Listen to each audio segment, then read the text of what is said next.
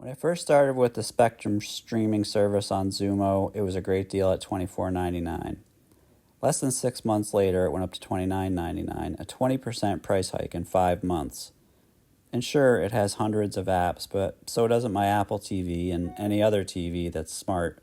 It also has live local TV channels, but again, my antenna has that too, and I don't have to pay a subscription every month to use my antenna. I've been using the Mohu Leaf antenna, and I really like it. I bought it for one-time cost, and I'll link to it below if you're interested, because it's pretty handy.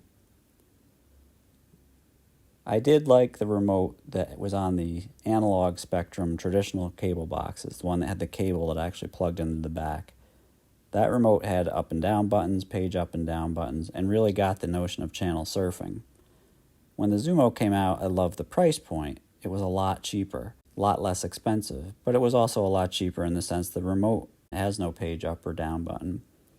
So comparing the traditional analog cable box to the new Wi-Fi compromise that is the Xumo box, it really shows you how they could have built in these features, but they just passed right over them. It doesn't make me feel very good as a consumer of the product. Now, you do get the cable TV and the live local channels all at a fraction of the price with the Spectrum streaming service. So that's really its selling point. That's its anchor. But again, on some of the stuff they've overlooked with the technological implementation, they had massive cloud DVR issues. And all of their competitors have cloud DVR services, and none of them have the reputation having to give their customers money back for unreliable DVR service.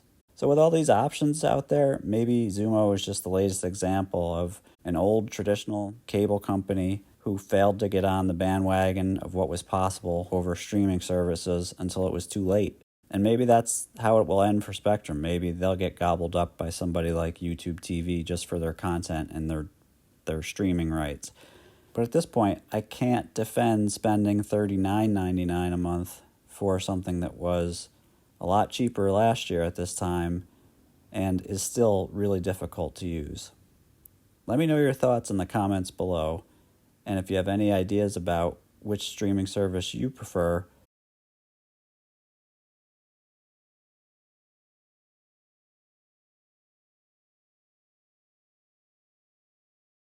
that has a DVR, let me know that too, because I'd be interested in doing reviews on those.